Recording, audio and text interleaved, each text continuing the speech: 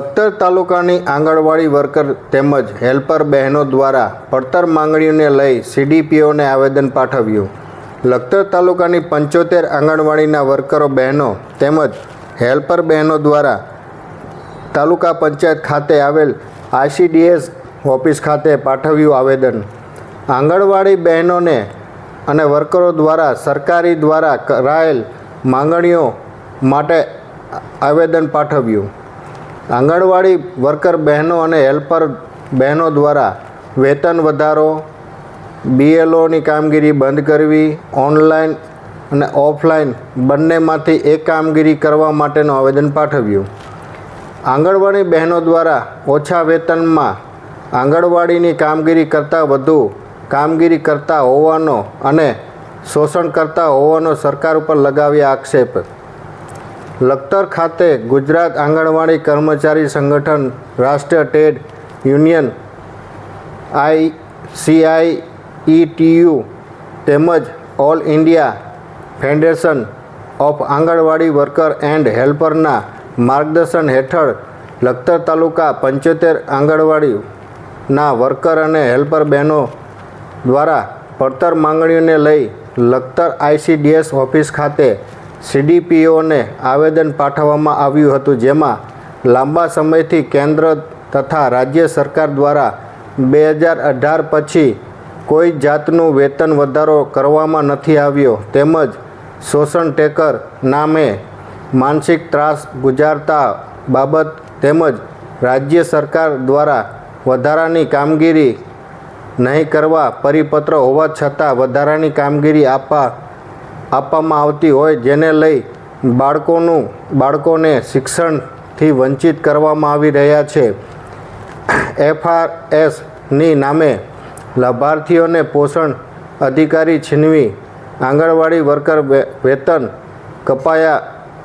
કપાત કરવા માટેમાં આવી રહ્યા છે તેમજ આંગણવાડી વર્કર બહેનો દ્વારા વધારાનું કામ આપવામાં આવ્યું છે, જેને લઈ વર્કર બહેનો અને વિરોધ નોંધાવ્યો હતો તેમજ રજિસ્ટર મેન્ટેન કરવું અથવા ઓનલાઈન કામગીરીને લઈ પણ વર્કર બહેનો દ્વારા ગમે તે એક કામ કરવા પણ માંગણી કરવામાં આવી હતી અને આ રીતે આંગણવાડી બહેનો શોષણ થઈ રહ્યું હોય ત્યારે લખતર આંગણવાડી વર્કર અને હેલ્પર બહેનો દ્વારા પડતર માંગણીઓને લઈ એક દિવસ કામથી અળગા રહેવા અને હડતાલ પાડીને તમામ કામગીરી દૂર રહ્યા હતા અને સરકાર સામે રોષ વ્યક્ત કર્યો હતો.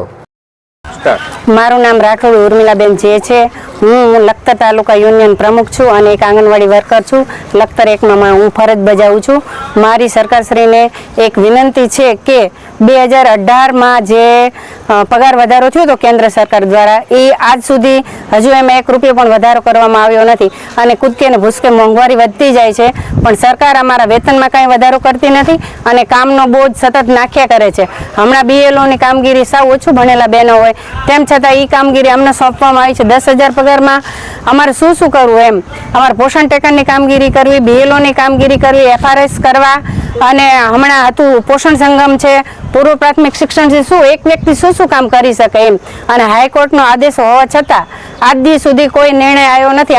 અમને કાયમી કરવા અંગેનો આદેશ આપી દીધો છે, તેમ છતાં સરકારશ્રીએ એવું કીધેલું હતું કે 6 મહિના રાહ જો, 6 મહિના બાદ કંઈક નિર્ણય કરીશું, પણ એને આજે 1.5 વર્ષ થવા આવ્યું પણ કોઈ પણ જાતનો પગાર વધારો કે કોઈ પણ અમને આશ્વાસન આપવા માટે કોઈ સરકારે 2 સારા શબ્દ પણ નથી કીધા.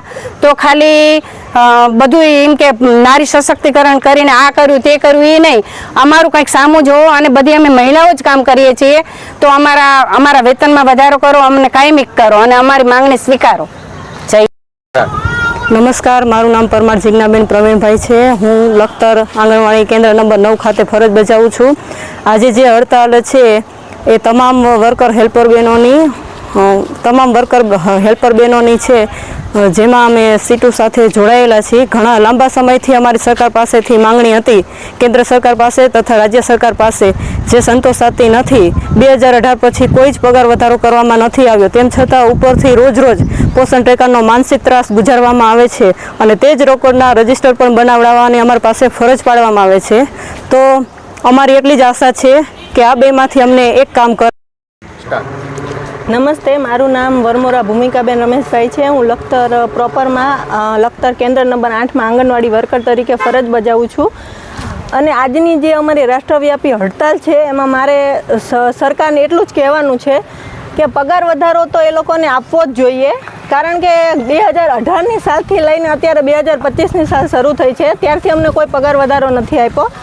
હવે 10,000ની પગારમાં અત્યારે મોંઘવારી પણ એટલી છે જેની સામે સરકાર અમારી સામે કોઈ જોતી જ નથી. અમે ઘણી માંગણીઓ વ્યક્ત કરેલી જ છે, અમારો લેટર પણ આવી ગયો છે વધારાની કામગીરી ન કરવા બાબતનો, પણ છતાં પણ સરકારનો કોઈ જ જવાબ નથી પગાર વધારતા. ઉપરથી અમારા માથે કામગીરીનો બોજ વધારે છે. THR હોય તો FRSની કામગીરી કરો, ફોટા પાડો ને ફલાણું કરો ને, અને પાછી BLOની કામગીરી અત્યારે જોડી દીધી છે અંદર. તદુપરાંત અમારી પાસે પોષણ ટ્રેકર રોજ ખોલવાનું રોજ કરો, એમાં એન્ટ્રી કરો, પછી પાછા એના રેકોર્ડ કરો. 2 કામ એકસાથે અમારાથી નહીં થાય. કાં અમને પોષણ ટ્રેકર કરાવો, કાં રજિસ્ટર નિભાવવાનું કહો. પગાર તો ખાસ વધારવાનું કહેજો, કારણ કે 10,000ની કામગીરીમાં અમારે ઘર બહાર છે, બધું જ છે. અમે કંઈ એકલા નોકરિયાત માણસ નથી, અમે હાઉસવાઈફ પણ છીએ, અમે બાળકોની માતા પણ છીએ, અને પ્લસ અમારે બધી બીજી પણ જવાબદારી હોય. માટે સરકારને એટલી નમ્ર અપીલ છે અમારી કે પગાર ખાસ વધારો અને પછી જ કોઈ વધારાની કામગીરી આપો, અને પ્રેશર મહેરબાની કરીને કરશો નહીં. જેટલું પ્રેશર વધશે એટલું કામ ખોટવાશે.